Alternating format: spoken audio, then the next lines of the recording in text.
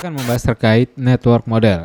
Topik ini menjabarkan tentang pemodelan yang umum digunakan sebagai framework komunikasi data melalui jaringan komputer. Pemodelan ini memetakan dan memisahkan protokol jaringan ke dalam beberapa layer atau lapisan sesuai dengan urutan kerjanya. Mulai dari level perangkat kelas sampai di level perangkat lunak yang paling atas. Pemodelan ini umumnya banyak digunakan oleh vendor sebagai referensi untuk membangun perangkat keras jaringan.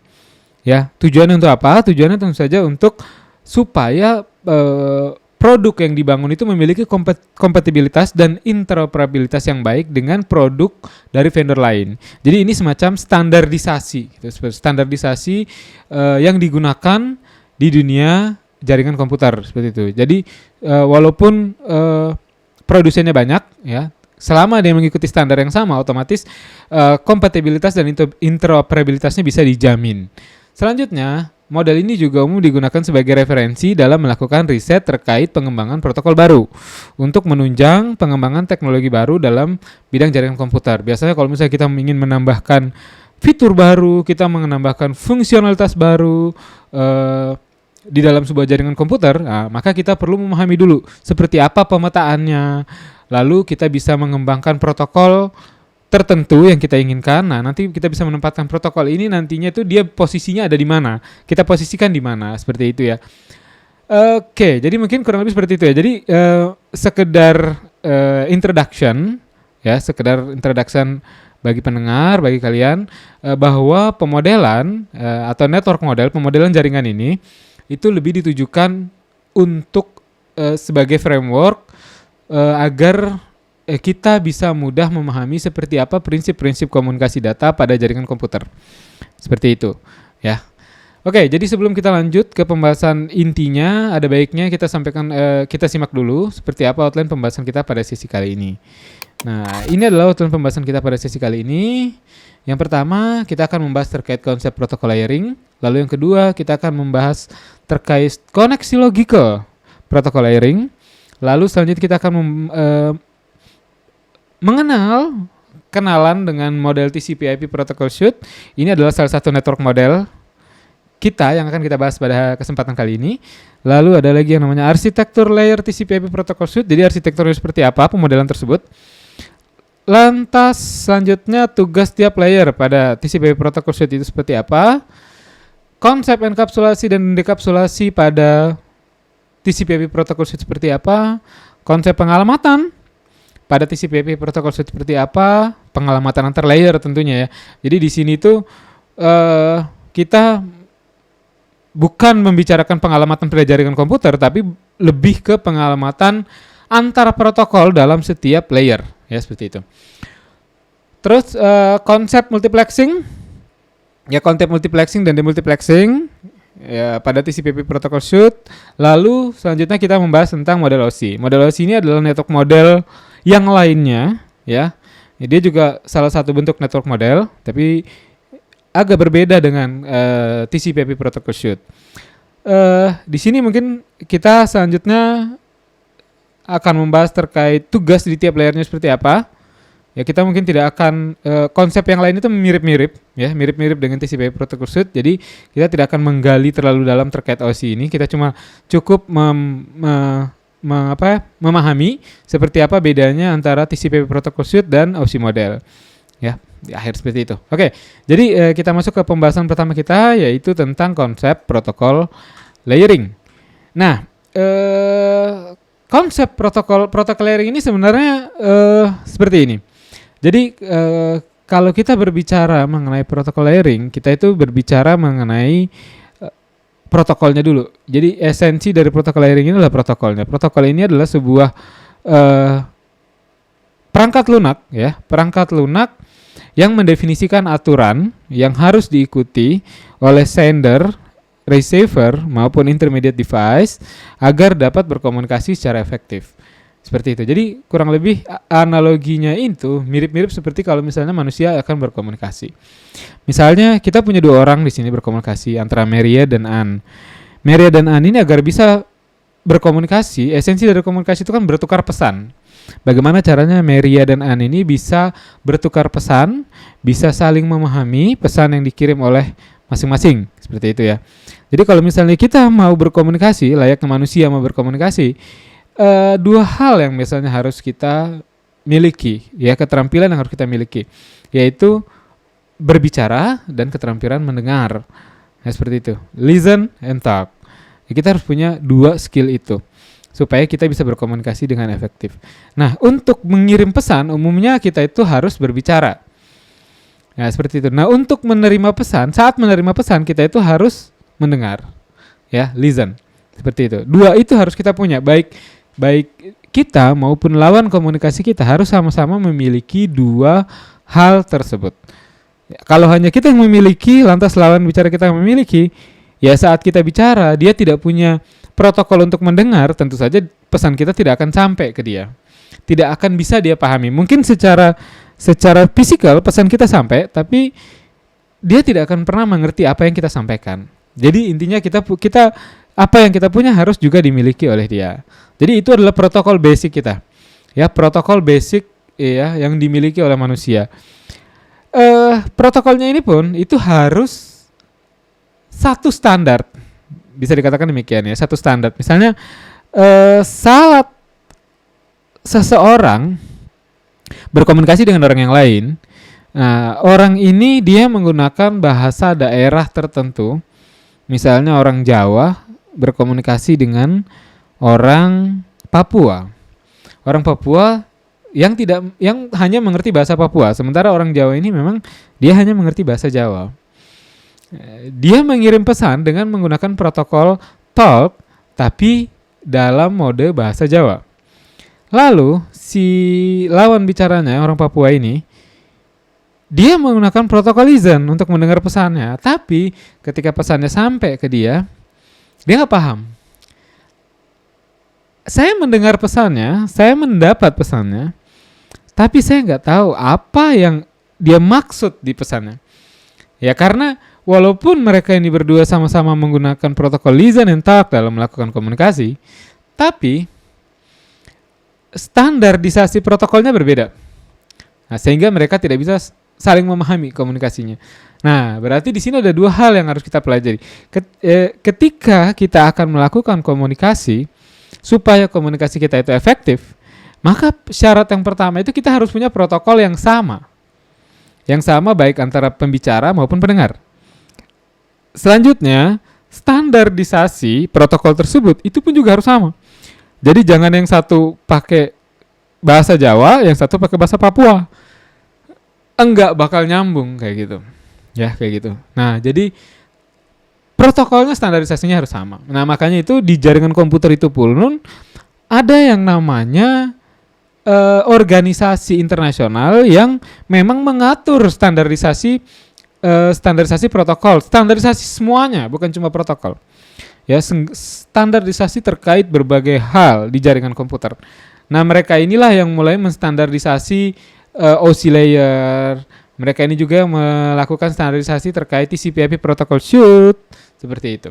Nah, jadi ini semua distandarisasi. Nah, kalau berbeda standar, otomatis beda persepsi, beda cara, ya beda esensi jadinya. Ya, jadi pesan ini jadi tidak bisa dikomunikasikan. Jadi itu ya. Jadi protokol itu sama seperti manusia. Manusia itu ketika dia berkomunikasi dia juga membutuhkan yang namanya protokol, aturan. Makanya kita waktu masih kecil, umumnya kita itu diajarin ngomong. Kita kan nggak bisa ngomong waktu lahir ya. Diajarin ngomong, diajarin mengucapkan kata-kata dan lain-lain. Ya, kita dibentuk protokol kita itu di situ. Ya, seperti itu.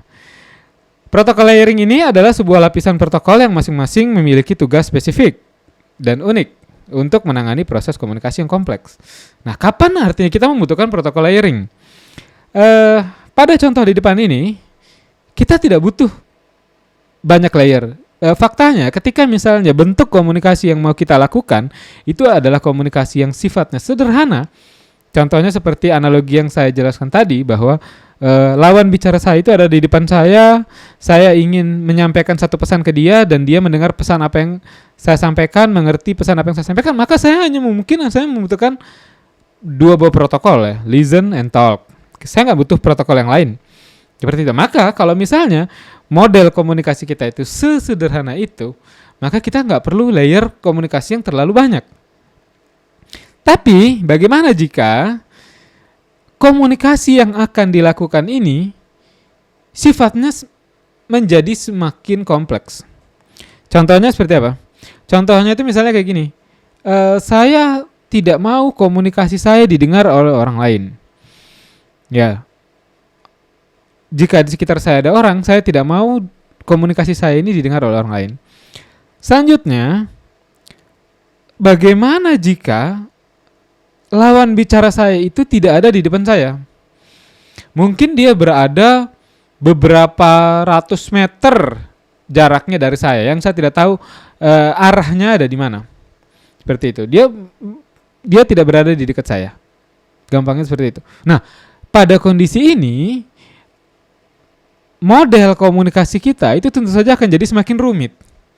Ya, kalau kita hanya mengandalkan dua buah protokol listen and talk, ketika kita talk, belum tentu lawan bicara kita, walaupun dia menjalankan protokol listen, dia bisa mendengarkan apa pesan yang kita sampaikan. Karena apa? Dia terlalu jauh. Kalau seandainya kita teriak, ya, sekuat-kuatnya, maka syarat yang pertama yang tidak akan terpenuhi. Orang lain yang berada di dekat kita pasti akan mendengar pesan yang akan kita sampaikan. Seperti itu. Nah, lantas bagaimana kalau kita ingin kedua syarat ini terpenuhi dan komunikasi kita dengan lawan bicara kita itu juga tetap efektif dan efisien? Bagaimana caranya? Disinilah kita memerlukan sebuah tambahan protokol yang baru, ya, protokol komunikasi yang baru. Nah, di sini saya analogikan kita membutuhkan dua buah layer karena kita menambahkan dua buah syarat komunikasi. Ya, syarat komunikasi kita adalah bagaimana jika apa yang kita bicarakan, apa yang kita komunikasikan dengan lawan bicara kita tidak mau itu disadap, didengarkan oleh orang lain. Oke? Nah, selanjutnya, bagaimana jika lawan bicara kita tidak berada di dekat kita? Seperti itu. Nah, berarti di sini kita menambahkan dua buah tambahan protokol baru. Protokol di layer 1, layer 2 itu tugasnya untuk memastikan bahwa pesan yang kita kirimkan ke lawan bicara kita itu nantinya itu tidak akan dibajak atau didengarkan oleh orang lain. Tugasnya itu mengamankan pesan yang kita kirimkan ke lawan bicara kita. Selanjutnya,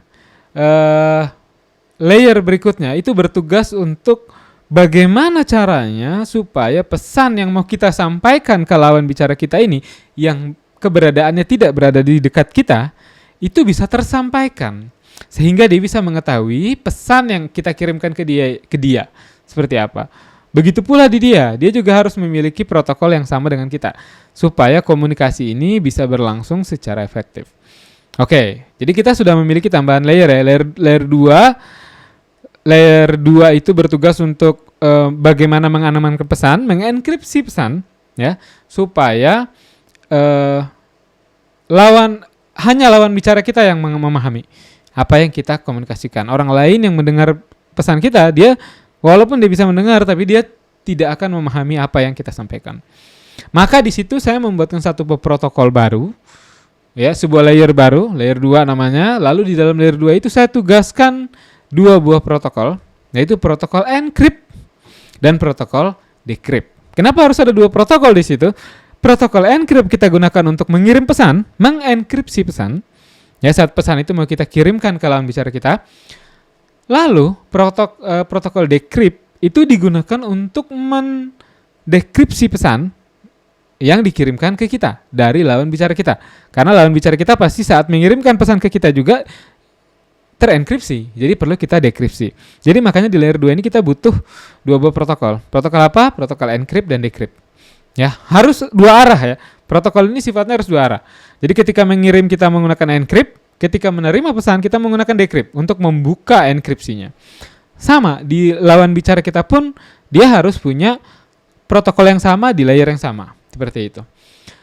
Selanjutnya setelah melewati layer 2, pesan kita selanjutnya masuk ke layer paling bawah, layer 1. Layer 1 ini tugasnya apa? Layer 1 ini tugasnya untuk bagaimana menyampaikan pesan kita ke lawan bicara kita yang lokasinya tidak berada di dekat dengan kita. Ya, jadi di sini tuh contohnya, analoginya saya menggunakan dua buah protokol, yaitu protokol send mail dan protokol receive mail. Jadi media komunikasi untuk bertukar pesan ini melalui media email atau electronic mail, ya seperti itu. Nah, jadi di situ lagi-lagi ada dua buah protokol, ya, protokol send mail untuk mengemas pesan lalu dikirimkan, lalu protokol receive mail itu untuk mengurai pesan yang terkemas, ya. Jadi kalau lawan bicara kita mengirimkan pesan ke kita, otomatis kan pesannya itu pasti dikemas ya dalam bentuk paket, amplop. Nah, kita harus punya protokol yang bisa membuka paket atau amplop ini. Seperti itu ya. Jadi makanya send mail untuk mengemas pesan, receive mail untuk mengurai kemasan pesan supaya kita bisa membuka isi pesannya, ya seperti itu. Oke, jadi cara kerjanya bagaimana? Cara kerja dari sistem komunikasi kita saat ini, ya kita sudah menambahkan dua buah protokol baru, ya. Jadi total protokol komunikasi kita sekarang itu ada 3. Total protokol komunikasi kita sekarang itu ada 3. Kenapa ada 3? Soalnya komunikasi kita menjadi semakin rumit, ya seperti itu. Oke, jadi cara kerjanya itu kurang seperti ini. Ketika kita analogikan, yes, N dia ingin mengirimkan sebuah pesan yang mengatakan bahwa halo Maria, kapan kau datang ke rumahku? Misalnya seperti itu. Ya. Lalu pesan yang disampaikan N itu nanti akan diproses di layer 3. Karena ini pesan mau dikirim, berarti dia menggunakan protokol talk. Ya, dia menggunakan protokol talk. Dia menggunakan protokol talk untuk menggenerate pesan. Hai Maria, kapan kau akan datang ke rumahku? Seperti itu. Protokol talk ini lalu selanjutnya dari layer 3 diturunkan ke layer 2. Nah, di layer 2 pesan ini selanjutnya dienkripsi. Dienkripsi hingga menjadi sebuah ciphertext. Ya, dari plain text biasa menjadi sebuah ciphertext. Ya, ciphertext yang mungkin tidak akan bisa diurai oleh siapapun selain oleh N dan Maria. Oke, sampai di situ sekarang si pendengar kita ini, lawan bicara kita ini tidak berada dekat dengan kita. Walaupun kita teriak keras juga pun dia nggak akan dengar. Ya, karena dia berada jauh sekali dengan kita. Oleh karena itu kita pesan berupa ciphertext ini kita turunkan lagi ke layer 1. Tujuannya di layer 1 ngapain? Tujuannya di layer 1 adalah untuk mengirimkan pesan ini jarak jauh dengan menggunakan protokol send mail. Bagaimana jika misalnya posisi layernya ditukar? Jadi send mail, receive mail dinaikkan ke layer 2, encryption, decryption dilahirkan ke layer 1. Apa yang akan terjadi? Misalnya seperti itu ya. Ketika sebuah pesan langsung masuk ke layer 2 yang isinya itu send mail, maka send mail ini harusnya dia itu akan langsung mengirimkan pesan. Tapi di bawah itu masih layer 2. Jadi dia nggak bisa gitu ya. Nggak bisa seperti itu. Jadi makanya susunannya pun harus kita susun dengan sesuai. Seperti itu ya. Nggak bisa kita acak. Ya. Makanya ini kalau ketika misalnya kita mau mengembangkan sebuah protokol baru untuk menunjang komunikasi kita, penting sekali kita untuk mempertimbangkan terlebih dahulu protokol ini tugasnya apa. Kalau misalnya tugasnya seperti itu, kira-kira tempatnya ada di layer yang mana. Nggak bisa sembarangan kita masukin ke layer yang mana. Karena setiap layer ini dia ada tugasnya masing-masing. Apakah dia pre-processing ataukah dia bagian sending, ya. Jadi sending itu mengirimkan data. Kalau dia misalnya bagian pengirim data, dia harus berada di layer 1. Tapi kalau dia bagian pre-processing, pre-processing ini dia posisinya bisa di layer 2, bisa di layer berapapun, yang di atas layer 1 gitu ya. Nah, seperti itu. Nah, kita nanti harus tempatkan. Oke, jadi ketika pesan kita itu sudah melewati layer 1, send email, ya. Lalu pesan kita itu akan dikirim melalui media komunikasi, ya. Mungkin bisa pos, mungkin bisa kurir, dan lain-lain. Kirim, sampai akhirnya pesan kita itu sampai ke Maria. Pesan kita ini dalam bentuk paket yang tidak jelas isinya apa. Otomatis di sini Maria perlu di layer satunya Maria dia perlu memanggil protokol receive mail. Protokol receive mail ini untuk menerima pesan. Karena kalau protokol send mail itu mengemas pesan. Ya, jadi receive mail itu mengurai pesan. Mengurai paket. ya, mengurai paket yang diterima. Begitu paket diterima, dia panggil protokol receive mail untuk mengurai paket tersebut. Isinya ternyata di dalam itu adalah ciphertext. Maria sendiri, kalau dalam bentuk ciphertext seperti itu, dia nggak bisa tahu isi pesannya apa. Ya, karena tapi Maria ini dia punya protokol layer 2. Protokol layer 2 ini di mana di situ itu ada dua buah protokol, yaitu protokol encrypt dan protokol decrypt. Nah, protokol decrypt ini untuk mengurai ciphertext menjadi plain text. Nah, oleh karena itu ketika dia sudah sampai di layer 2, ciphertext tersebut nanti diproses oleh protokol decrypt di layer 2-nya Maria, akhirnya jadilah plain text. Nah, plain text ini selanjutnya naik ke layer 3, diolah oleh protokol listen di layer 3-nya Maria, jadilah Maria mengerti. Barulah Maria mengerti apa isi dari pesan yang dikirimkan oleh Anne. Begitu pula sebaliknya prosesnya. Jadi konsep protokol layering itu kurang lebih seperti itu. Konsep komunikasinya mirip-mirip seperti itu. Jadi sama seperti bagaimana manusia berkomunikasi. Nah, kalau misalnya komunikasi manusia ini kita logikakan, prinsip konsep komunikasinya kurang lebih modelnya sama-sama seperti itu, mirip seperti itu. Ya, jadi demikian ya. Demikian konsep protokol layering. Sebenarnya sudah ada beberapa rule yang kalian bisa pahami dari konsep komunikasi ini. Ya, kenapa kita perlu menggunakan layering? Karena ya memang kita membutuhkan komunikasi yang rumit. Kalau seandainya komunikasi yang kita perlukan itu sederhana, kita mungkin tidak akan perlu layering. Kita tidak perlu menggunakan terlalu banyak protokol dan lain-lain. Nah, mungkin kalian sampai di sini itu mungkin bisa bertanya gitu. Kenapa kok harus di layer? Kenapa protokolnya tidak dikumpulkan saja di satu layer? Jadi kita hanya menggunakan satu layer aja. Walaupun dia protokolnya ada 6 protokol. Ya. Oke, pendekatan itu mungkin bisa, ya. Pendekatan seperti itu bisa dan itu termasuk pendekatan yang masuk akal. Tapi ada tapinya. Ketika misalnya ada salah satu protokol yang perlu kita perbaiki atau kita tambahkan atau kita ubah, otomatis kita harus membongkar semua program yang berada di layer tersebut. Kalau misalnya programnya masih kecil sih nggak masalah, tapi kalau misalnya programnya sudah besar, itu akan menjadi pekerjaan tersendiri. Jadi makanya akan lebih bijak ketika kita membagi-bagi layer tugas protokol ke dalam beberapa layer. Sehingga kalau misalnya kita mau melakukan penambahan, perbaikan, evaluasi, kita tidak perlu mengevaluasi semua layer. Kita cukup mengevaluasi layer di mana protokol tersebut berada. Jadi kurang lebih seperti itu ya. Oke, jadi itu mungkin briefingnya, pengenalannya tentang konsep seperti apa sih konsep protokol layering. Selanjutnya, nah ini adalah beberapa hal yang mungkin bisa kita garis bawahi ya dari pembahasan sebelumnya. Protokol layering memungkinkan kita untuk membagi-bagi tugas yang rumit menjadi beberapa tugas yang lebih mudah dan sederhana. Modular sifatnya, seperti itu. Prinsip modularitas pada protokol layering ini adalah jika terdapat dua buah layer yang memiliki input dan output yang sama, ya, input dan output yang sama. Misalnya ini dua buah layer yang memiliki input, ya, input dari atas, output, ya, input, output yang sama, maka keduanya dapat saling dipertukarkan. Jadi ini kalau kita tuker sama ini bisa-bisa aja, karena protokolnya itu mirip. Itu inputnya apa, outputnya apa, kayak gitu. Dia sama-sama mirip. Nah, selanjutnya kelebihan dari protokol layering ini apa? Kelebihannya itu yang pertama, memungkinkan kita untuk memisahkan service dan implementasi. Ya, service dan implementasi ini maksudnya apa? Nah, implementasinya itu layanan itu, service itu mewakili layanan. Berarti layanan ya. Layanan dari layer 2 ini apa?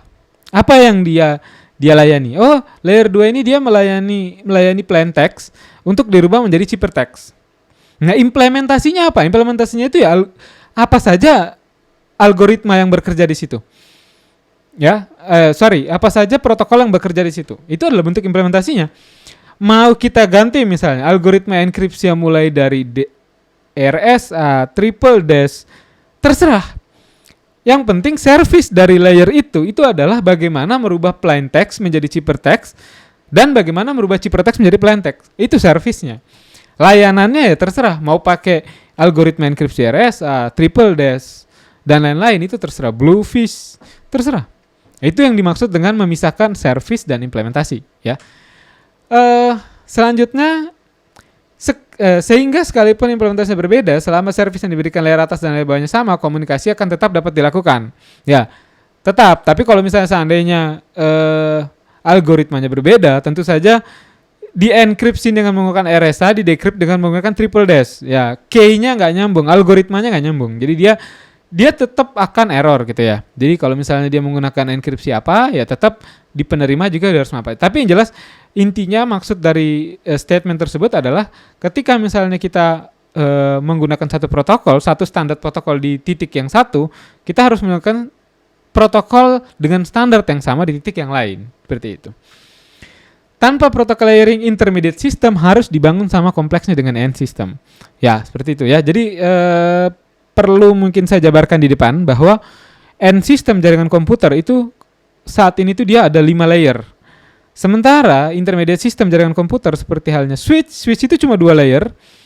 Router itu cuma 3 layer. Walaupun ada juga switch yang layer T switch ya, dia itu router yang bisa bekerja 3 layer juga. Tapi intermediate device itu kebanyakan paling banyak bekerja cuma sampai layer 3. Jadi tidak ada layer untuk mengurai pesan di intermediate device. Ya, seperti itu. Tidak ada. Jadi mereka itu intermediate device tidak pernah bisa membajak isi dari pesan yang kita kirimkan melalui jaringan komputer. Yang satu-satunya bisa membajak itu hanyalah end device. Ya, seperti itu.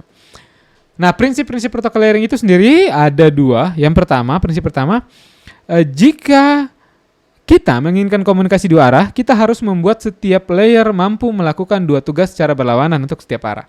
Ya, maksudnya seperti apa? Ya seperti ini. Saat kita mengirim pesan, kita menggunakan protokol talk, encrypt, send. Saat kita menerima pesan, itu mengirim ke bawah. Kalau kita menerima pesan, kita menggunakan protokol receive, decrypt, listen. Jadi kita harus bisa melakukan 2 itu. Kalau seandainya kita hanya memiliki satu buah protokol, misalnya protokol kita hanya untuk mengirim pesan, ya talk, encrypt, send, maka ketika misalnya lawan bicara kita membalas pesan yang kita kirimkan, kita tidak akan bisa mengurai pesan tersebut. Nah, kalau kita mau komunikasi kita 2 arah, maka kita perlu menggunakan 2 buah protokol di setiap layer. Jadi seperti itu ya. Prinsip kedua, input dan output objek dari kedua layer yang selevel itu masing-masing device harus identik. Sama ya. Layer 1 inputnya apa? Ciphertext, outputnya apa? Mail. Layer 1 inputnya ciphertext, outputnya mail. Sama. Ya, seperti itu. Itu maksudnya. Oke, nah selanjutnya seperti apa logical connection? Logical connection pada protokol layering. Jadi pada dasarnya setiap layer itu masing-masing memiliki hubungan yang logical. Jadi kalau kita punya di sini 3 buah layer ya, pada dasarnya pesan yang dibuat di layer 3 itu hanya bisa diproses di layer 3-nya penerima kita. Ya, misalnya seperti ini N. Taruhlah misalnya N tidak memiliki layer 3. Di N hanya memiliki layer 1, 2. Nah, sementara kita memiliki layer 1, 2, 3. Nah, ketika pesan yang kita generate dengan menggunakan protokol talk, outputnya apa? Message, plain text. Pesan dalam bentuk plain text. Plain text ini masuk ke layer 2. Ya, layer 2. Layer 2 ini outputnya ciphertext. Ciphertext ini masuk ke layer 1. Layer 1 ini outputnya mail. Nah, masuk ke layer 1-nya Maria diterima sebagai mail. Lalu outputnya ke atas itu adalah ciphertext. Nah, ciphertext ini diproses oleh protokol decrypt, lalu outputnya adalah plain text. Nah, Maria tidak punya protokol yang bisa memproses plain text ini. Karena Maria tidak punya layer 3 misalnya. Jadi, Maria tidak akan bisa menerima pesan yang kita kirimkan. Dia dapat plain text-nya, tapi dia tidak bisa mengurai plain text tersebut menjadi pesan. Karena dia tidak punya protokol layer 3. Nah, jadi kurang lebih demikian ya. Jadi setiap layer pada dasarnya itu memiliki logical connection-nya sendiri-sendiri. Pesan yang digenerate oleh layer 1 itu hanya bisa diproses layer 1. Pesan yang digenerate layer 2 itu hanya bisa diproses layer 2. Makanya susunannya harus sama. Nggak boleh ini ketuker gitu, nggak boleh. Jumlah layernya pun harus sama. Standar protokol yang digunakan pun juga harus sama. Makanya jaringan komputer itu ada lembaga standarisasinya, kayak gitu, ya, seperti itu.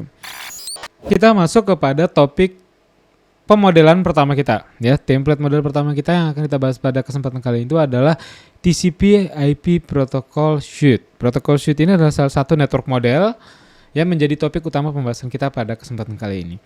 TCP/IP Protocol Suite ini adalah sekumpulan protokol, ya, sekumpulan protokol yang diorganisir dalam beberapa layer. Jadi konsepnya kurang lebih mirip dengan konsep protokol layering yang sebelumnya sudah kita analogikan. Ya, kali ini kita udah masuk ke pemodelan yang sebenarnya, seperti itu ya. Analogi cara kerjanya mirip seperti yang barusan kita bahas. TCP/IP Protocol Suite ini adalah merupakan standar protokol yang digunakan pada internet saat ini. Jadi TCP/IP Protocol Suite ini standar yang diciptakan pada tahun 1970-an, diciptakan oleh DARPA. DARPA itu salah satu agensi militer di Amerika Serikat waktu itu. Jadi standar TCP layering protokol TCP/IP Protocol Suite ini adalah standar awal atau pemodelan awal jaringan komputer yang digunakan untuk membangun jaringan internet. Jadi ini adalah basis pemodelan jaringan internet yang ada sampai saat ini. Ya, jadi dia masih menggunakan TCP/IP Protocol Suite ini. TCP Protocol Suite ini adalah protokol hierarkis yang terdiri dari modul-modul yang interaktif dengan fungsi yang spesifik. Modul-modul ini disebut layer, ya. Hierarkis dalam hal ini berarti setiap protokol layer atas didukung oleh layanan atau service yang disediakan oleh protokol di bawahnya. Ya, sama seperti konsep komunikasi layering yang tadi sudah kita bahas. Sebelumnya, TCP/IP Protocol Suite ini didefinisikan sebagai 4 layer perangkat lunak yang dibangun di atas perangkat keras. Namun saat ini TCP/IP dianggap sebagai model 5 lapisan. Ya, kalau dulu itu belum ada yang namanya physical layer. Karena dulu waktu di awal-awal sekali itu dia itu langsung ke hardware. Hardware-nya itu langsung ke network interface, ya, hardware. Jadi ada network interface, lalu ada internet layer di sana. Jadi ini adalah susunan layer awalnya, ya. Jadi ini ketika jaringan komputer itu masih dikembangkan waktu itu, ini adalah pemodelan jaringannya waktu itu. Jadi ketika jaringan ini sudah mulai berkembang, sudah mulai ada World Wide Web (WWW) itu, media yang dipertukarkan melalui jaringan semakin beragam. Jaringannya semakin besar, interkoneksi jaringannya juga pun semakin beragam, ya, mulai ada jaringan seluler, mulai jaringan satelit di sana, mulai jaringannya sangat beragam, mulai terbentuklah internet, maka dimodifikasi menjadi layer 5 lapisan seperti ini. Ini adalah bentuk protokol TCP/IP Suite yang digunakan sampai detik ini. Lalu seperti apa layering arsitekturnya? Nah, layering arsitekturnya kurang lebih seperti ini. Ini adalah arsitektur pemodelan TCP/IP Protocol Suite, ya. Jadi ini di sini kita punya sebuah topologi jaringan awalnya di bawah ini, di mana topologi jaringan kita ini memiliki 3 buah host, yaitu host A, host B, dan host C. Nah, link 1, link 2, dan link 3 dan router ini adalah intermediate device. Ya, seperti yang sudah saya jelaskan sebelumnya, bahwa setiap host device di dalam jaringan itu pasti punya layer protokol yang lengkap. Sementara intermediate device itu kebanyakan tidak memiliki layer yang lengkap. Karena apa? Karena memang urgensinya mereka nggak butuh. Ya, urgensinya nggak butuh. Contoh misalnya kayak link switch atau router. Switch itu dia device jaringan yang hanya bekerja dengan menggunakan 2 buah layer, yaitu layer physical layer dan data link layer. Kenapa? Karena switch itu tidak butuh network layer. Karena switch tidak bisa melakukan pekerjaan untuk menghubungkan data, untuk menghubungkan 2 buah jaringan yang berbeda. Sebagai jembatan, misalnya seperti itu ya. Switch nggak bisa melakukan itu. Jadi makanya untuk apa switch kita tambahkan layer 3 kalau kayak gitu ya. Jadi switch itu ya cara kerjanya cuma sampai di network layer, data link layer. Switch itu tugasnya untuk meneruskan data pada satu jaringan LAN, ya, satu jaringan LAN sederhana. Berbeda dengan router. Router ini dia punya fungsi yang lebih kompleks dibandingkan switch. Dia punya fungsi untuk melakukan perutan data. Jadi ketika misalnya data ini harus menuju ke jaringan yang lain, yang mungkin saja jaringan tersebut itu tidak berada di area jaringan si pengirim, ya. Mungkin dia berada di, contoh misalnya kita mau ngirim paket dari Sulawesi ke Aceh misalnya. Aceh itu bukan Kalimantan yang dekat dengan Sulawesi, tetanggaan dengan Sulawesi, bukan juga Maluku atau Jawa gitu yang tetanggaan, dekat-dekatan dengan Sulawesi, tapi dia berada di luar, berada di tempat yang lebih jauh gitu. Nah, router bisa tahu bagaimana terhubung ke tempat yang lebih jauh tersebut. Nah, makanya di sini router itu perlu dipersenjatai dengan protokol-protokol yang berada di layer 3. Ya, protokol-protokol yang berada di layer 3 ini adalah protokol-protokol yang menjamin bagaimana caranya data ini bisa dikirim ke tempat yang lebih jauh, ke tempat yang di luar jaringan lokal. Nah, makanya di sini router itu, tapi apakah router butuh tahu apa isi dari data yang dikirimkan? Kan tidak. Yang punya urgensi, yang perlu tahu data apa yang dikirimkan itu hanya host pengirim dan host penerima. Selebihnya mereka tidak perlu tahu data itu isinya apa.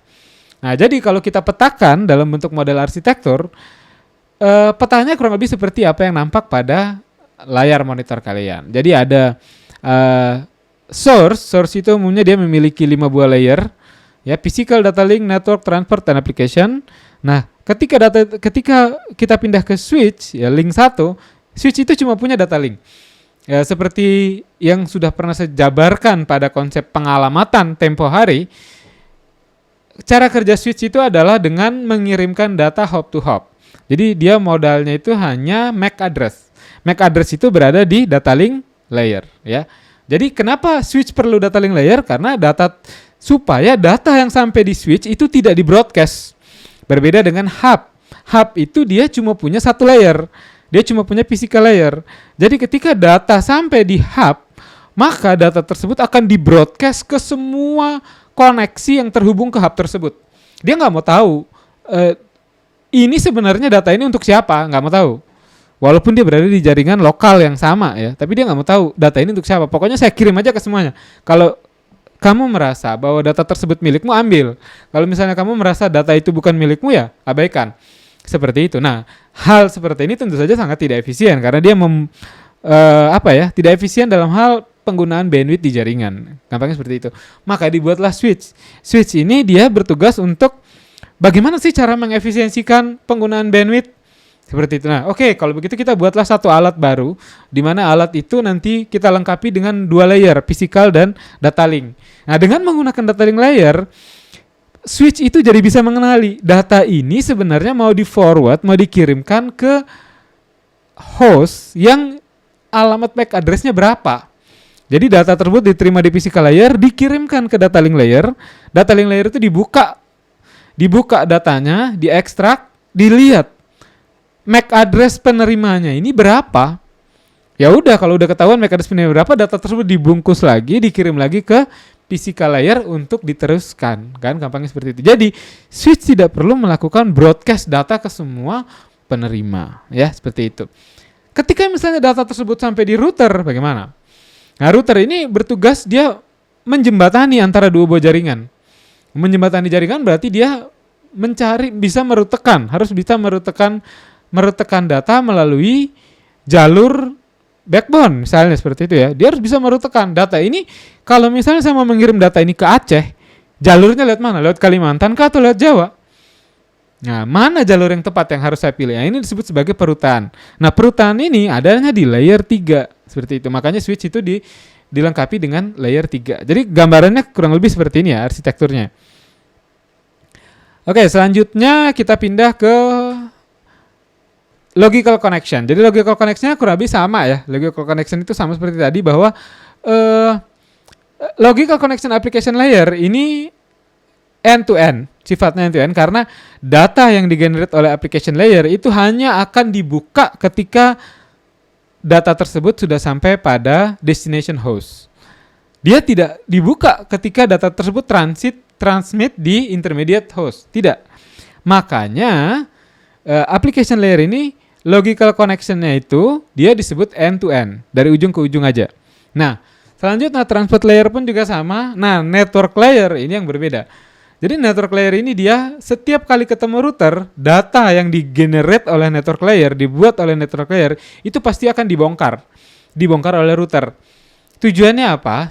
Router ini butuh untuk tahu network address dari data yang dikirimkan ini di mana. Tujuannya router tahu network address ini apa? Supaya router itu bisa memutuskan data ini mau saya forward ke router yang mana, kayak gitu ya. Jadi gambarnya seperti itu ya. Nah, jadi logical connection-nya kurang lebih seperti ini. Yang hop to hop itu ya data link dan physical. Karena dia di setiap hop itu pasti dibongkar datanya. Datanya dibongkar. Makanya ini disebut sebagai layer hop to hop. Nah, layer end to end yang murni end to end itu adalah application dan transport. Kalau network layer itu ketika dia ketemu router, dia akan dibongkar juga datanya. Walaupun tidak dirubah. Jadi dibongkar untuk tahu berapa network address dari penerima data.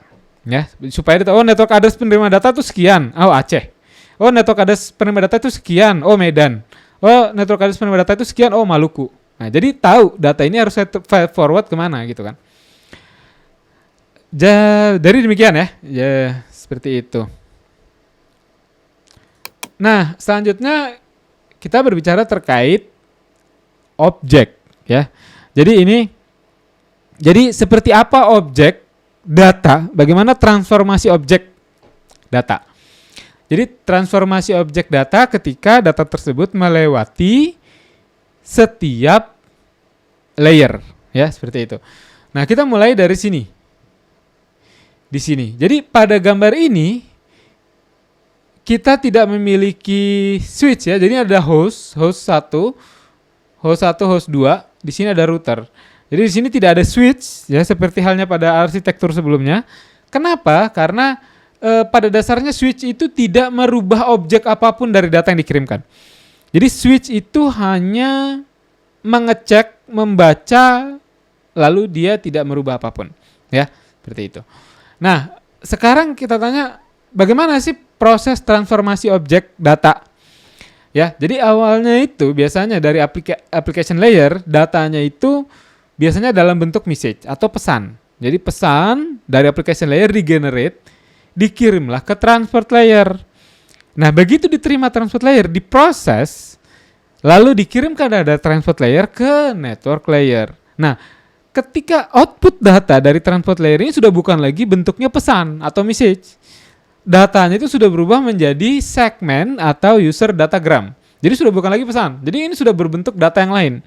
Makanya user datagram yang digenerate oleh transport layer itu hanya bisa diterima, dibaca di transport layer penerima.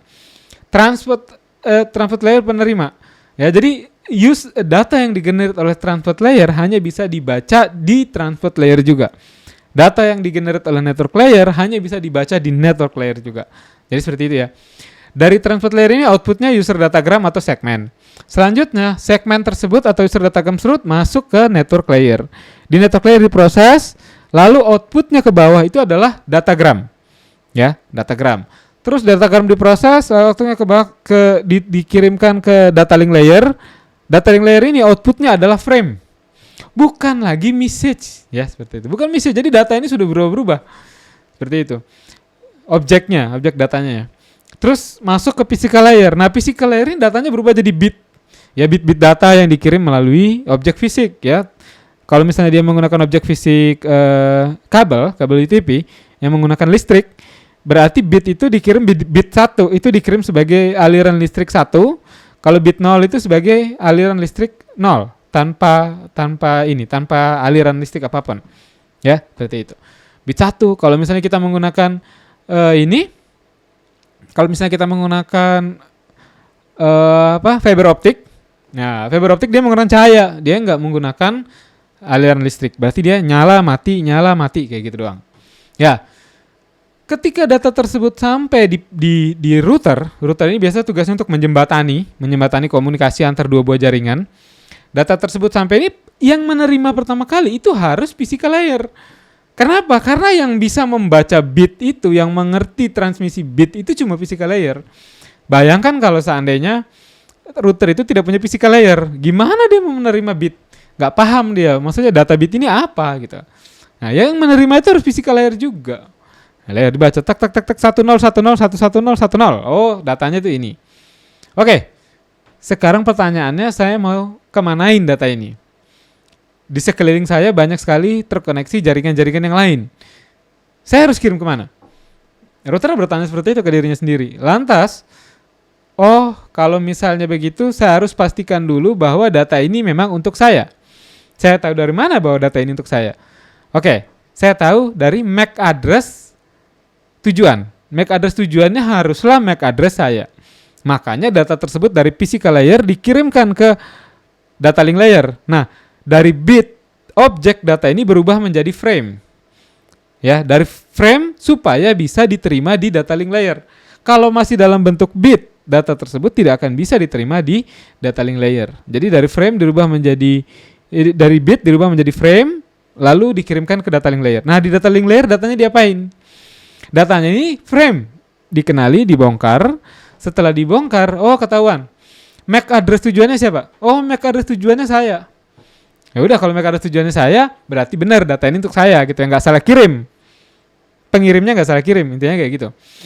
Oke, sekarang pertanyaannya, saya mau terusin kemana data ini? Oke, kalau misalnya kayak gitu, apa yang perlu saya tahu? Oke, saya perlu tahu di mana network address tujuan dari data ini. Nah, network address itu ada di layer IP. IP itu ada di network layer. Ya, network address itu kan di IP ya, alamat IP ya. Alamat IP itu mewakili alamat host dan alamat network. Nah, network address itu ada di alamat IP. Nah, kalau misalnya dia ada di alamat IP, kalau begitu data ini harus saya kirim ke layer 3 dong. Ya udah, kalau misalnya gitu saya rubah data ini dari frame menjadi datagram. Datagram ini adalah objek data yang dikenali oleh network layer. Kalau misalnya datanya tetap dalam bentuk frame, network layer itu nggak mengenali data objek frame ini objek apa gitu. Dia nggak kenal. Dirubahlah menjadi datagram. Datagram ini masuk ke network layer, dibongkar. Dilihat alamat IP-nya berapa? Alamat IP sekian. Network address-nya berapa? Network address-nya Maluku. Kalau network address-nya Maluku, berarti ya udah, coba cek protokol tabel routing. Kalau mau ke Maluku sekarang itu paling dekat, paling cepat lewat mana? Lewat Manado kah? Lewat Bali kah? Lewat NTB kah? Waduh, lewat Manado macet. Lewat Bali aja. Ya udah, kalau gitu data itu kita kirim ke router Bali, gateway Bali, dan seterusnya. Lalu data tersebut, kalau misalnya data itu mau saya kirim, bagaimana caranya? Ya udah, rubah data itu dari datagram menjadi dari user datagram atau segmen menjadi datagram, supaya data tersebut bisa diproses di data link. Untuk apa data tersebut diproses lagi di data link? Untuk menetapkan MAC address dari next hop. Next hopnya itu adalah gateway Bali. Ya, ditetapkan data dari next hop. Terus data tersebut dirubah lagi dari datagram sudah berubah menjadi frame, keluar dari data link layer. Nah, terus dari frame dirubah menjadi bit. Ya, melalui physical layer. Terus seperti itu, data sampai dikirimkan. Sampai akhirnya data tersebut sampai di host network. Nah, jadi kurang lebih seperti itu. Tahapan-tahapan perubahan objek data mulai dari message sampai menjadi bit. Ya, jadi data itu tidak serta-merta begitu saja berubah begitu ya. Jadi sampai di sini pun mungkin saya harap kalian bisa memahami gitu ya. Kenapa data yang digenerate oleh network layer itu harus dibuka oleh network layer juga?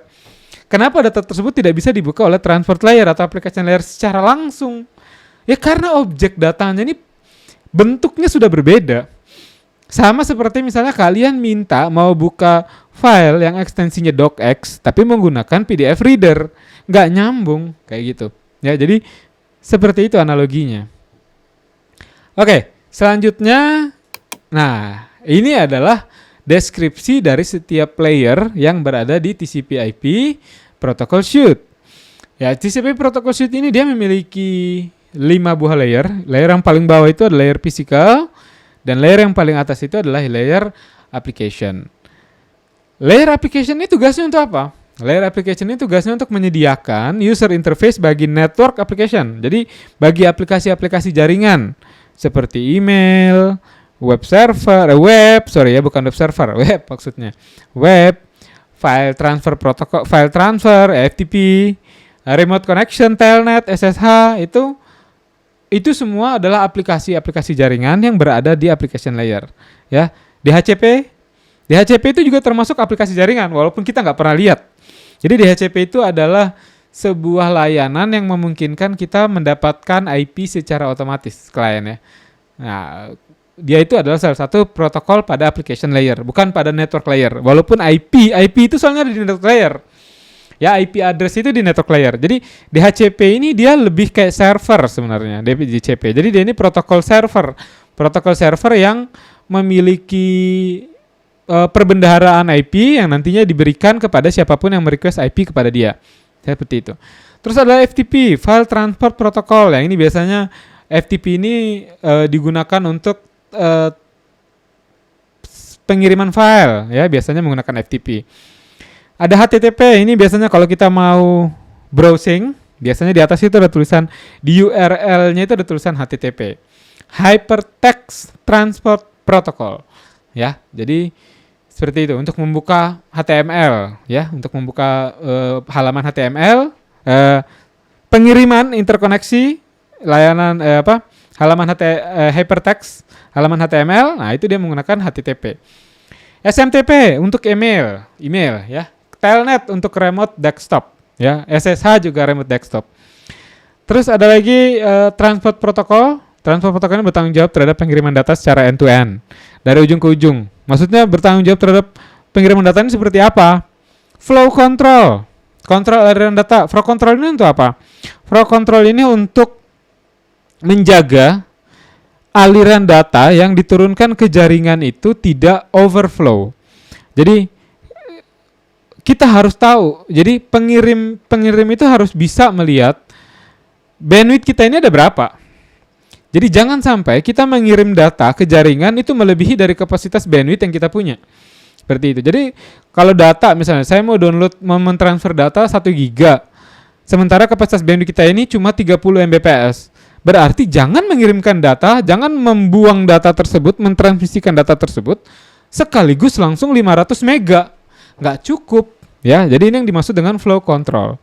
Jadi makanya data itu selalu dipecah-pecah, lalu berapa nih kita bisa turunin data dalam 1 kali kirim. Bandwidth berapa? Bandwidthnya sekian. Oh ya udah turunin aja sekian. Dikirimkan pelan-pelan. Terus ada error detection. Error detection itu seperti apa? Kalau misalnya seandainya dikirimkan pelan-pelan lalu ternyata ada file yang hilang. Loss. Ya, contoh misalnya ada jaringan yang tiba-tiba disconnected yang menyebabkan file loss sehingga dia kalau disatukan lagi error. Kayak gitu. Jadi disatukan lagi error korup karena ada 1 bit file yang hilang. Nah, transport layer ini adalah layer yang bertanggung jawab terhadap hal tersebut. Jadi kalau misalnya seandainya ada terjadi paket loss, biasanya next hop itu sudah bisa detect. Oh, ada paket loss nih. Kalau ada paket loss berarti apa yang harus dilakukan? Tindak lanjutnya. Nah, itu ada protokol yang bekerja khusus untuk ngurusin itu. Protokol itu namanya TCP. Ya, TCP itu bertanggung jawab untuk melakukan error correction. Ya, seperti itu. Error detection dan correction. Ya, dulu itu ada yang cuma error detection aja. Jadi ketika dia terdapat error, stop. Ya, stop. Jangan lagi kamu ngirimin data. Jadi zaman dulu itu sempat itu ada protokol TCP yang generasi awal-awal itu. Ketika dia mengirimkan data, dia cuma bisa deteksi. Dia nggak bisa koreksi. Jadi 1 kali saja jaringan disconnected, maka sudah bisa dijamin file yang ditransmisikan pasti korup. Pasti. Nah, jadi seperti itu ya. Jadi makanya ditambahlah fitur pada TCP error detection dan correction. Error detection ini untuk apa?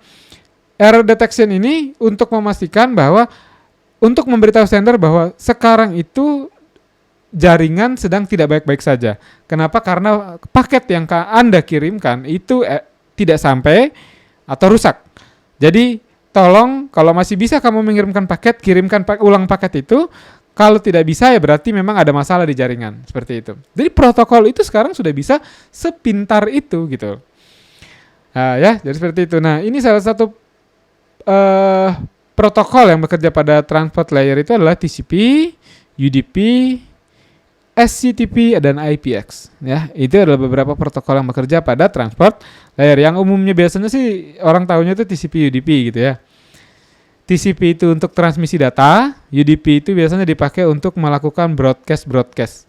Entah itu broadcast untuk ARP, broadcast untuk pengelolaan routing tabel, dan lain-lain. Semuanya pakai UDP kalau yang broadcast. Selanjutnya, network address. Network address ini bertugas untuk menyediakan koneksi antar host. Ya, menyediakan koneksi antar host pada jaringan yang berbeda. Ya, jadi kapan kita menggunakan network address? Network address ini bisa dibutuhkan ketika data kita ini mau dikirimkan ke jaringan yang lain di luar jaringan kita. Jadi di sini makanya network address ini selalu identik dengan router. Karena router ini berfungsi sebagai bridge, sebagai jembatan antar satu jaringan dengan jaringan yang lain. Makanya router itu harus mendukung yang namanya network address. Ya, menyediakan koneksi antar host di jaringan yang berbeda dan menentukan rute yang dilalui. Ya, ini melalui tabel routing ya. Melalui logical addressing dan path determination. Jadi, routing protokol itu selalu bisa melakukan pemeriksaan path. Path ini sekarang lagi padat nggak? Path ini nyambung nggak? Lewat mana kira-kira saya bisa mengirimkan data secara efisien? Kalau misalnya saya punya 5 jalur. Nah, protokol routing itu sepintar itu gitu ya. Protokol routing itu sepintar itu dan dia bekerja pada layer 3, network layer. Layer ini juga bertanggung jawab untuk mengirimkan data tanpa error. Jadi bagaimana caranya saya mengirimkan data tanpa terjadinya error ya, bertanggung jawab ya. Kalau misalnya terjadi error kan masih ada transport protokol ya. Jadi ketika misalnya data yang dikirimkan ternyata ada errornya, ketika data itu sampai di host penerima, error nih, gimana? Kirim ulang. Yang dikirim yang disuruh menghubungi kirim ulang itu bukan si router, tapi si pengirim. Kirim ulang, dikirim ulang. Seperti itu ya. Jadi protokol-protokol yang bekerja pada layer ini itu adalah IP, ICMP, ARP, Address Resolution Protocol. ARP ini biasanya bertugas untuk mencari MAC address dari Nexhop. Ya, kalau dia mau mengirimkan data ke Nexhop. ARP ada RIP, OSPF dan BGP. RIP OSPF ini, IGRP ini, 3 ini adalah protokol routing. Protokol yang mengatur bagaimana cara merutekan data pada jaringan, lintas jaringan. BGP ini juga protokol routing, cuma BGP ini dia lebih eksklusif. Ya, BGP ini Border Gateway Protocol. Jadi ini protokol routing yang memang dikhususkan untuk menghubungkan 2 buah jaringan dari 2 buah perusahaan yang berbeda. Kenapa saya katakan perusahaan? Soalnya di BGP ini dia bisa menghubungkan 2 buah jaringan yang memiliki network polisi atau kebijakan jaringan sendiri-sendiri. Biasanya kan kalau XL mereka punya jaringan, Telkomsel mereka punya jaringan. Nah, kebijakan yang diterapkan di kedua jaringan ini beda-beda. Nah, BGP ini protokol routing yang bisa mempertimbangkan aspek itu saat mengirimkan data. Contoh misalnya, jaringannya Telkomsel tidak mau menerima traffic tertentu. Nah, kalau misalnya menghubungkan jaringan Telkomsel dengan jaringan XL menggunakan OSPF, tentunya itu tidak akan bisa di-config. Dia akan langsung mental. Ya, mental itu artinya drop datanya karena saya tidak mau terima data ini, begitu ya. Tapi kalau dengan menggunakan protokol BGP, dia bisa memperlakukan itu dengan baik gitu. Jadi dia ada negosiasinya, shake hand-nya dan lain-lain. Jadi kita bisa menerapkan seperti itu, ya. Kita bisa menerapkan. Jadi itu BGP ini biasanya karena namanya border, ya berarti dia menghubungkan antar border, antar 2 buah jaringan yang memiliki kebijakan jaringan yang berbeda. Makanya biasanya BGP ini yang menghubungkan jaringan antar perusahaan, XL, Telkomsel, nah OSPF, IGRP ini biasanya dipakai untuk protokol routing intra perusahaan, ya seperti itu. Terus ada lagi yang namanya data link layer. Ya, data link layer ini tugasnya itu untuk menyediakan koneksi antar host pada satu jaringan yang sama. Ya, biasanya protokol yang bekerja pada layer ini itu ada frame relay, ada Ethernet, ada MAC address. Nah, itu data link. Lalu di bawahnya lagi itu ada physical layer. Physical layer ini bertugas untuk mengatur transmisi data melalui media fisik menggunakan arus listrik atau cahaya kalau misalnya kabelnya itu FO sampai gelombang mikro. Kalau misalnya media transmisinya itu adalah Wi-Fi atau wireless atau Bluetooth, mungkin dia menggunakan gelombang mikro. Nah, protokol yang bekerja pada layer ini itu adalah 802.11 ABGN-AC. AC sudah ada sekarang ya. Jadi 802.11 itu sebenarnya adalah nama protokol. Orang biasa menyebut Wi-Fi itu adalah 802.11. Nah, 802.11 ini adalah nama protokol aslinya. Protokol untuk transmisi data dalam mode Wi-Fi. Ada lagi namanya fiber optic. Ya, fiber optic itu media komunikasi lah mungkin tepatnya ya. Protokol untuk media komunikasi. Hub, repeater dan lainnya.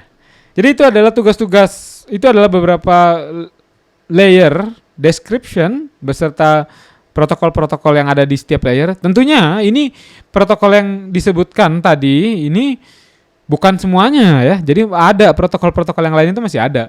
Cuma yang biasanya protokol yang umum digunakan pada masing-masing layer itu ya seperti apa yang tampil pada slide di depan kalian.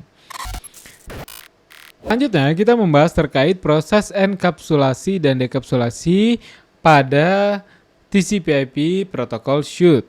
Jadi pada dasarnya saat melakukan transmisi data di tiap layer itu terjadi proses yang namanya enkapsulasi dan dekapsulasi. Jadi ada proses kapsulasi. Kapsulasi itu seperti proses pengemasan, pembungkusan seperti itu ya. Jadi misalnya seperti ini. Saat misalnya data dari application layer ini mau dikirimkan ke transport layer, data itu kan biasanya berubah ya. Berubah, data itu biasanya ditambahkan header. Jadi ditambahkan header berupa alamat atau identifikasi, kode identifikasi dari aplikasi pada application layer. Ya. Jadi misalnya seperti ini. Jadi pada layer application layer, contohnya kita mulai dari application layer dulu ya. Pada application layer, pada layer ini data yang dipertukarkan itu disebut sebagai message ya. Message, pesan. Nah, message ini dilewatkan ke transport layer. Nah, di transport layer ini menerima message sebagai payload atau muatan. Ya, di transport layer ini dia menerima message sebagai muatan, payload. Muatan tersebut ditambahkan transport layer header. Ya, jadi muatan ya diterima dulu sebagai muatan, lalu ditambahkan header, diproses menjadi sebuah paket datagram. Ya, seperti itu ya. Jadi paket baru. Nah, ini dikapsulasi. Jadi sebagai muatan itu maksudnya kita punya sebuah data, misalnya ini sebuah data ya. Data ini kita bungkus gitu. Ini diterima sebagai muatan itu ini datanya diterima sebagai muatan dimasukin kayak gini. Dimuat seperti ini lalu data ini dikasih header. Ya, dikasih header. Jadi data itu jadi tersembunyi gitu. Ini yang disebut sebagai proses enkapsulasi seperti itu ya. Nah, terus dia sama prosesnya terus ke bawah. Dia dikasih dimuatan lalu tentu ditambahkan transport layer header yang memuat ya. Jadi header itu nomor 4 itu dia itu memuat apa? Ya, tersebut yang memuat ID dari aplikasi pengirim dan penerima ditambah informasi lain yang dibutuhkan untuk mengirim data secara end-to-end seperti misalnya error control dan congestion control. Hasilnya adalah paket transfer layer yang disebut sebagai segmen. Lalu paket tersebut dikirim ke network layer, ke bawahnya lagi. Ya, di network layer, ya, network layer menerima data segmen sebagai muatan lagi sebagai payload. Ya, jadi dia menerima network segmen sebagai muatan, lalu menambahkan network layer header ke muatan tersebut. Nah, network layer header ini memuat alamat dari host sumber dan host tujuan. Ya, dan beberapa informasi lain untuk keperluan error checking network layer header. Hasilnya adalah paket network layer yang disebut sebagai datagram. Jadi datagram itu pas keluar dari network layer. Ya, lalu datagram ini dikirimkan ke data link layer di bawahnya. Nah, di data link layer ini ya, selanjutnya data link layer ini menambahkan header pada muatan yang berisi datagram tersebut, lalu header muatan informasi, header ini berisi muatan informasi alamat dari host asal, ya, host asal, dan next hop host. Dalam hari ini itu adalah router. Jadi alamatnya di sini itu sudah MAC address, ya, karena dia sudah data link. Ya, hasilnya adalah paket data link yang disebut sebagai frame. Jadi outputnya itu ke bawah frame. Frame itu nanti diterima oleh physical layer. Ya, frame, lalu frame ini dikirimkan ke physical layer untuk ditransmisikan melalui media fisik. Ya, lalu sampai dikirimkan melalui media fisik, sampai di sini di router, data itu kan harus dibongkar, dicari tahu berapa network address tujuan dari data ini. Nah, makanya di data yang sudah dienkapsulasi ini didekapsulasi, diurai.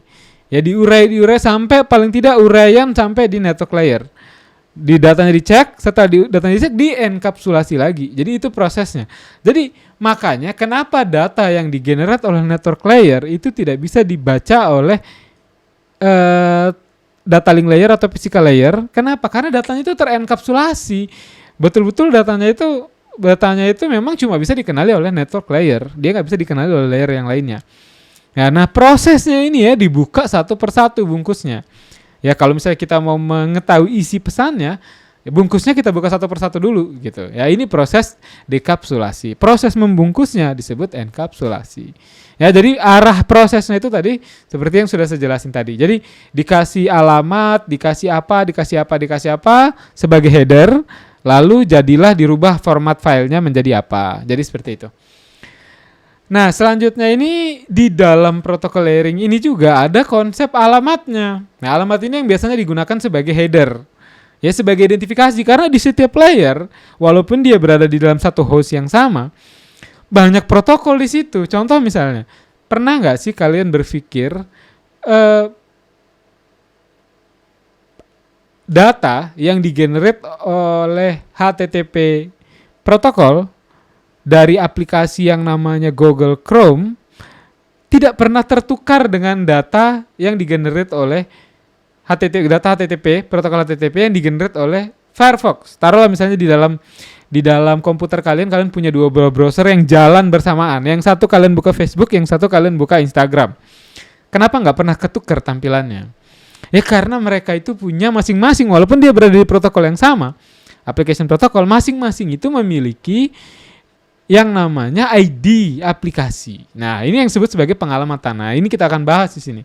Jadi transport layer, jadi di sini tuh transport layer addressing ini sering disebut sebagai port number. Jadi pertama di application layer itu ada ID aplikasi ya, ID message, ya names. Biasanya names. Namanya kalau di aplikasi itu paketnya itu namanya message. Alamatnya itu biasanya ID-nya itu namanya names, ya, disebut sebagai names. Nah, begitu masuk di transport layer, nah transport layer ini dia nama paketnya itu segmen atau user datagram. Address-nya itu adalah port. Nah, pernah nggak sih kalian tahu atau mengenal tentang port? Nah, port itu biasanya kalau kita nginstal SAM, ya, aplikasi-aplikasi seperti SAM atau aplikasi yang menggunakan port lain-lain itu seperti socket, aplikasi socket itu biasanya pakai port. Karena ketika misalnya kita mau membuat aplikasi berbasis socket, itu kita harus mendefinisikan aplikasi kita ini mau berkomunikasi dengan menggunakan port yang mana. Seperti itu, soalnya biasanya setiap satu sistem operasi memiliki available port. Yang kita tidak bisa gunakan adalah port yang sudah digunakan oleh aplikasi lain. Kalau suatu aplikasi lain sudah menggunakan port tertentu, maka kita nggak boleh pakai port itu lagi. Makanya biasanya kadang-kadang kalau kita install SAM, error kita itu ya jelas biasanya. Errornya itu aplikasi SAM-nya nggak bisa kebuka. Aplikasinya nggak bisa kebuka, ternyata port yang dipakai oleh SAM by default, itu sudah dipakai oleh aplikasi yang lain. Nah, itu nggak bisa kayak gitu ya. Nah, jadi di transport layer itu dia biasanya pengalamannya menggunakan port. Satu aplikasi bedanya satu port sendiri. Ya, biasanya kalau port ini juga biasanya jadi gerbang kalau aplikasi kita tuh mau dihack. Jadi kalau misalnya kita salah satu kegiatan dari ethical hacking itu adalah scanning port. Port mana yang terbuka dan tidak dipakai. Nah, jadi biasanya malicious software itu dimasukkan melalui port yang terbuka itu. Oke, itu port. Pada network layer itu ada yang namanya datagram. Ya. Jadi ada yang nama datagram. Datagram ini dia memuat logical address seperti IP, Ya, logical address ini adalah jenis alamat yang sifatnya global. Ya, logical address sikapnya global dengan internet sebagai ruang lingkup. Ya, seperti itu. Network layer ini biasanya secara unik mendefinisikan suatu alamat host dalam belantara internet. Network layer ini address ini sering disebut sebagai IP address. Ya, seperti itu. Nah, berbeda lagi kalau misalnya kita ada dalam ruang lingkup net. Kalau misalnya kita ada dalam ruang lingkup net atau network address protocol, net lah ya. Kita berada dalam ruang cakupan net, maka ibaratnya kita punya network layer itu sudah dimanipulasi sama server netnya. Jadi kita punya ruang lingkup yang tadinya global diperkecil menjadi seluas net scope itu. Jadi dia yang manipulasi itu netnya, server netnya, bukan komputernya. Tapi pada dasarnya network layer itu semuanya bekerja global, semuanya menggunakan IP publik. Nah, cara kerja net ini ya memanipulasi scope itu. Terus ada lagi yang namanya data link layer. Data link layer ini dia nama datanya itu adalah frame, ya outputnya. Alamat yang digunakan itu adalah link layer address atau MAC address, ya. Berarti link address ini sering disebut sebagai MAC address, merupakan alamat yang didefinisikan secara lokal. Ya, secara lokal alamat ini umumnya digunakan untuk pengiriman data antar host. Jadi di setiap host, itulah kenapa data kita itu ketika sampai berdasarkan IP hostnya, sampai. Data kita ini kan harus memetakan, mencari-cari protokol yang dia pakai untuk komunikasi. Dia mencari-cari. Kalau misalnya saya udah sampai di network layer, tadi data saya ini digenerate pakai TCP atau UDP. Kalau pakai TCP ya alamat ID-nya berapa, kalau pakai UDP ID-nya berapa. Ketika sampai di application layer, nah application layer ternyata udah banyak. Orangnya ini install Google Chrome, orang ini punya FTP, orang ini punya Telnet, orang ini bahkan Google browsernya sendiri ada 3.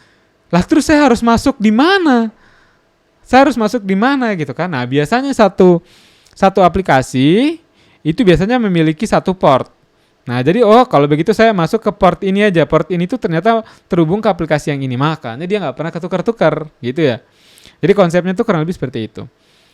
Nah, selanjutnya di dalam TCP/IP protocol suite ini ada yang namanya multiplexing dan demultiplexing. Kalau tadi enkapsulasi dan dekapsulasi. Enkapsulasi itu proses pembungkusan dan penguraian.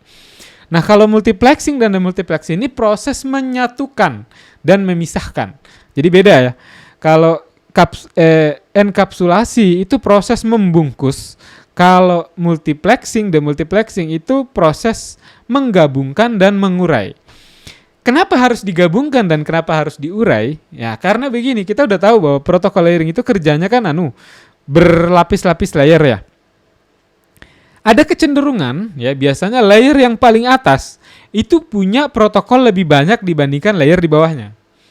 Nah, jadi biasanya analoginya itu kurang lebih seperti ini. Jadi ketika misalnya data itu dari transport layer dari application layer di-generate misalnya oleh protokol misalnya FTP HTTP. Kalau protokolnya FTP HTTP, ketika data-data yang di-generate oleh FTP dan lain-lain sampai HTTP, itu ketika di transport layer dia itu harus diproses oleh protokol yang namanya TCP.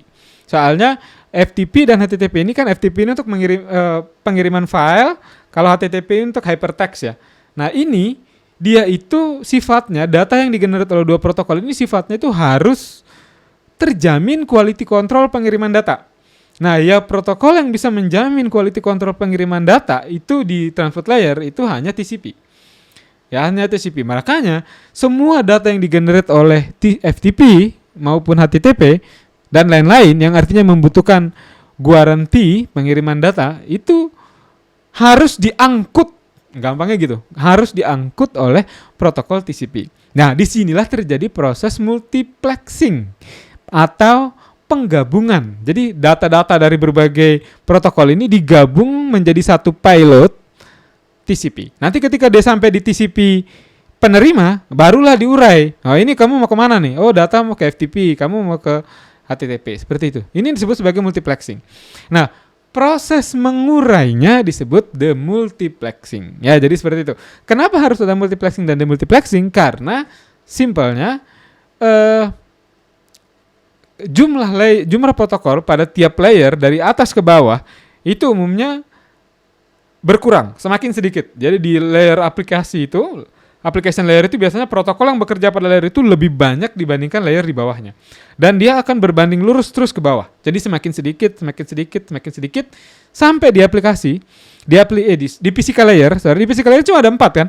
802.11 untuk Wi-Fi, Bluetooth, terus untuk fiber optic, terus untuk Ethernet, terus untuk selular mungkin, ya. Jadi cuma sedikit, tapi di atasnya itu makin banyak. Jadi itu kenapa sampai ada multiplexing dan demultiplexing. Nah, selanjutnya kita sudah menyelesaikan pembahasan kita terkait model yang pertama, yaitu TCP/IP Protocol Suite. Selanjutnya kita akan membahas model yang kedua, atau bisa dibilang sebagai model, sebenarnya sih pembaruan ya. Ini OSI model ini adalah pembaruan dari model yang pertama, TCP/IP Protocol Suite. Di mana TCP/IP Protocol Suite ini sebenarnya diciptakan oleh DARPA. DARPA itu sendiri sekarang sudah nggak ada. Ya, DARPA itu sudah nggak ada. DARPA itu organisasi federal di Amerika Serikat. Ya, organisasi federal di Amerika Serikat, DARPA itu. Jadi sebelum adanya jaringan internet, DARPA ini adalah salah satu organisasi menggagas jaringan internet. Jadi waktu pertama kali jaringan itu mulai ada, ya DARPA ini adalah salah satu penggagasnya. Nah, mereka ini yang membuat model TCP/IP Protocol Suite. Nah, selanjutnya di era modern saat ini ada lagi yang namanya model OSI. Model OSI ini adalah sebuah model network model yang digagas oleh International Organization for Standardization atau sering disebut sebagai ISO. Jadi organisasi yang namanya ISO ini, International Standardization for Standardization ini, mereka ini menstandardisasi berbagai hal. Biasanya kalau kalian lihat ada ISO berapa ini ya, mereka inilah pelakunya ya, mereka ini yang menstandardisasi itu semua. Nah, OSI ini adalah salah satu bentuk standardisasi network model yang baru yang mereka ciptakan ya, seperti itu. Jadi OSI ini kependekan dari Open System Interconnection ya. Dia ini model ini mendeskripsikan 7 lapisan ya, 7 layer. Kalau di TCP/IP Protocol Suite cuma 5 layer. Kalau di sini dia 7 layer. Yang digunakan oleh sistem komputer untuk berkomunikasi melalui jaringan.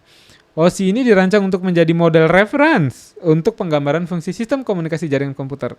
Jadi maksudnya itu biar gimana sih caranya kita itu bisa pindah dari TCP/IP Protocol Suite ke platform network model yang baru gitu ya, yang didefinisikan yaitu OSI. Ya, walaupun sampai detik ini pun jaringan internet itu masih menggunakan reference model dari TCP/IP Protocol Suite, belum menggunakan reference model dari OSI. OSI ini menyediakan framework yang membuat implementasi protokol perangkat keras sesuai dengan standar jaringan yang ada. Ya, memang dia mirip ya. Tujuan dari OSI ini adalah menunjukkan bagaimana memfasilitasi komunikasi antar sistem yang berbeda tanpa memerlukan perubahan logika perangkat keras dan perangkat lunak yang mendasarinya. Jadi, saya pikir semakin kompleksnya kondisi jaringan kita saat ini, suatu saat akan memaksa kita untuk beralih dari model TCP/IP Protocol Suite ke model OSI.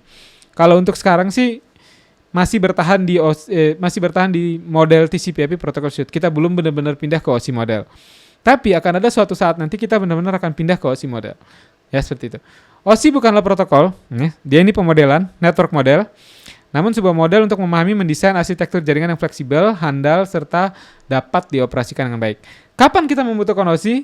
Saat nanti kita memiliki sebuah keragaman, sebenarnya sudah ada, ya, cuman belum umum, ya bisa dibilang seperti itu, belum umum digunakan, ya sebenarnya sudah ada. Jadi beberapa jaringan-jaringan privat itu mereka sudah mulai menggunakan OSI untuk interkoneksi internal, tapi belum digunakan secara luas, ya jadi seperti itu.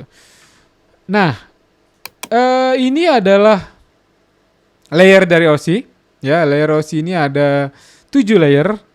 Kalau misalnya kita lihat tadi, kalau di TCP Protocol itu cuma ada 5 layer ya. Nah, jadi di sini tuh dia membagi physical layer, dia membagi beberapa kategori ya. Ya, jadi misalnya ada LAN based layer, yang termasuk LAN based layer itu physical data link. Ini sama dengan TCP Protocol Suite. Jadi physical layer itu Dia biasanya yang bekerja di situ itu alat yang namanya hub. Hub itu dia cuma punya satu layer, ya. Dia cuma punya physical layer. Jadi makanya ya mirip lah ya dengan TCP protocol suite. Jadi physical layer ini dia berkonsentrasi untuk mentransmisikan dan menerima data yang tidak bit mentah. Jadi aliran bit yang tidak terstruktur melalui media fisik. Jadi dia acak tidak terstruktur melalui media fisik, ya. Jadi biasanya medianya itu bisa berupa kabel, UTP, fiber optik dan lain. Nah, selanjutnya di data link. Nah, data link ini biasanya sudah alatnya itu ya switch, bridge. Ya. Jadi data link ini provide error-free transfer of data frame from one node to another node over physical layer. Jadi dia ini data link ini sebenarnya bertugas untuk mengirimkan data, mentransfer data error free. Ya, jadi error free itu maksudnya ya mengurangi terjadinya error. Jadi kalau misalnya pengiriman data tanpa data link layer, ya seperti yang sudah saya jelaskan tadi, data itu akan di-broadcast ketika masuk di hub. Berapa port hub itu kepake? Misalnya ada 6 port ya. Data masuk di satu port. Data itu akan di-broadcast ke 4 port yang lain nih. Nggak peduli siapa penerimanya di antara 4 port ini, semuanya dapat. Nah, seperti itu ya. Jadi itu yang dimaksud dengan error, ya. Nah, dengan menggunakan data link ini, data masuk di dalam satu port, nanti data itu akan dibongkar oleh data link layer, ditahu MAC address-nya siapa? MAC address penerima. Oh, MAC address penerimanya ini. Ya udah, kirim datanya ke dia, kayak gitu. Nggak usah kirim ke yang lainnya. Seperti itu, ya. Jadi selanjutnya ada network layer. Jadi ini data link dan physical modelnya sama ya, sama. Fungsinya juga sama dengan TCP/IP protocol suite. Tidak ada yang berbeda. Dan network layer pun di situ ada router alatnya, protokolnya ada IP, IPX, ICMP, Internet Control Management Protocol. Terus di transport layer pun sama. Ya, di transport layer pun sama. Di situ ada TCP, ada UDP. Ya, fungsinya untuk melakukan flow control end to end. Ya, end to end flow control. Jadi kalau misalnya ada data yang kurang, minta untuk pengiriman ulang, ya seperti itu. Terus kalau misalnya ada jaringan yang disconnected, nah gimana cara melakukan kontrol kalau misalnya terjadi disconnected jaringan seperti itu ya. Melakukan kontrol supaya si pengirim nggak terus-menerus mengirimkan data. Padahal si penerima nggak pernah menerima datanya, gitu ya. Jadi bagaimana cara mengetahui itu, gitu ya? Seperti itu. Bagaimana cara mengetahui itu? Bagaimana cara mengontrol supaya itu tidak terjadi terus-terusan? Nah, seperti itu ya. Nah, yang berbeda dari OSI layer ini dengan TCP/IP protocol suite adalah session dan presentation layer. Ya, jadi kalau di TCP/IP protocol suite itu application layer itu merangkap presentation layer dan session layer. Ya. Jadi contohnya misalnya di sini itu ada yang namanya presentation layer. Jadi presentation layer ini dia fungsinya itu lebih seperti translator. Ya, translator untuk antara aplikasi yang berada di atasnya dengan network yang ada di bawahnya. Jadi dia ini translator untuk format filenya. Ya, jadi translator untuk format filenya di sini seperti apa, gitu ya. Jadi translatornya di sini. Contohnya misalnya di sini ada ASCII, ya, ada JPEG. Jadi kalau misalnya seandainya dulu itu sebelumnya pada zaman era lahirnya TCP/IP protocol suite itu data yang umumnya dikirim itu masih berupa data teks. Ya, jadi datanya itu belum sekompleks sekarang. Zaman sekarang itu data yang dikirim itu sudah bisa berubah data gambar, data lagu, data video, macam-macam. Ya, datanya itu macam-macam. Nah, makanya zaman dulu itu belum dipikirkan terkait presentation layer. Jadi bagaimana data ini dipresentasikan menjadi ditranslasikan antara aplikasi dengan network. Ya, jadi data ini bagaimana? Nah, di OSI layer layer aplikasi ini dipecah. Jadi dibuatlah sebuah layer khusus untuk melakukan translasi. Nah, kalau misalnya di TCP/IP protocol suite proses translasinya itu digabung, di-embed di application layer.